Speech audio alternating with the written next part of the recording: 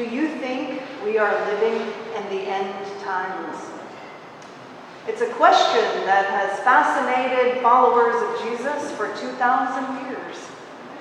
The return of Christ is part of our Christian hope. Our catechism in the Book of Common Prayer states, the Christian hope is to live with confidence in newness and fullness of life, and to await the coming of Christ in glory and the completion of God's purpose for the world. In our Eucharistic prayer, prayer A, we say, Christ has died, Christ is risen, Christ will come again. In 1 Corinthians 16:22, St. Paul expresses his hope for Christ's return, writing Maranatha, an Aramaic word meaning, "Come, O Lord." Since then, certain moments in our history see an increased sense that these are the last days. The Thessalonians were so certain of Jesus' imminent return that watchmen were placed on rooftops to scan the skies. As the church spread throughout the Mediterranean, leaders debated opposing viewpoints about what the end might look like. When centuries passed without Christ's return, focus then shifted more towards what happens to the souls of individuals after death. But then once again, during the Protestant Reformation in the 1500s, some Protestant reformers began to feel a renewed and pressing sense that the end times were upon them. They believed that all the signs pointed to the fact that they lived in the last days. Their world felt truly apocalyptic as religious fervor on both sides led to persecution and death of people who believed differently. During the 1700s, though, the Age of Enlightenment brought advances in reason and science, and at that time many people began to consider talk of the end times to be superstition, serving no real practical purpose. Then once again, during the 1920s and 70s, through the 70s, the belief in the imminence of Christ's return returned once again, primarily in North American evangelical circles. The idea that we are now living in the end times remains a most pressing and concerning issue for many people. In some religious circles, a tremendous amount of effort is placed on trying to determine whether or not these are indeed the last days. Old Testament prophecies are scoured for clues. Political events are scrutinized and activism is encouraged in order to bring about certain events. The skies are again searched for signs of importance. Backyard shelters are stocked with supplies as protection against potential dangers. Yet, in our gospel passage today, Jesus seems to be saying something very different. In the first section, he finishes the teaching we began last week about the rich man who stocks his barns full to bursting. Jesus says, "Do not be afraid, little flock, for it is your Father's good pleasure to give you the kingdom. Sell your possessions and give alms.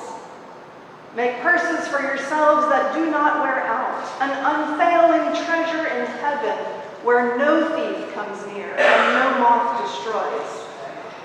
Where your treasure is, there your heart will be also. Do not be afraid. It is your Father's good pleasure to give you the kingdom." We saw last week the futility of hoarding wealth without a thought or care for the needs of others. Rather than accumulating and storing, Jesus tells us to give. Sell your possessions, he says. Give alms. When we have a lot of wealth and goods, we then need to protect and guard it. This pits us against other people. When Jesus tells us to give, when we bring others into the equation, we are freed from the mindset of taking and protecting. We shift our perspective to God and to neighbor, to giving and to caring. When we offer freely to others, we align ourselves with God's will, where all have enough, where all are cared for and all are valued.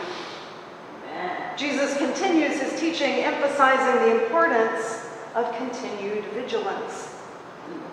He says, be dressed for action and have your lamps lit. Be like those who are waiting for their master to return from the wedding banquet, so they may open the door for him as soon as he comes and knocks. Blessed are those slaves whom the masters find alert when he comes. Truly, I tell you, he will fasten his belt and have them sit down to eat, and he will come and serve them. You also must be ready, for the Son of Man is coming at an hour you do not expect. While the servants wait for the master's return, the way they spend their time is important. They don't know when he will return, but they can be certain he will. In the meantime, they have the opportunity to continue their faithful service. The scriptures tell us we cannot know the day and the hour that Christ will return. He will come like a thief in the night. Like the servants in Jesus' story, we cannot know when he will return. Why waste precious time trying to divine and discern whether or not these are the last days?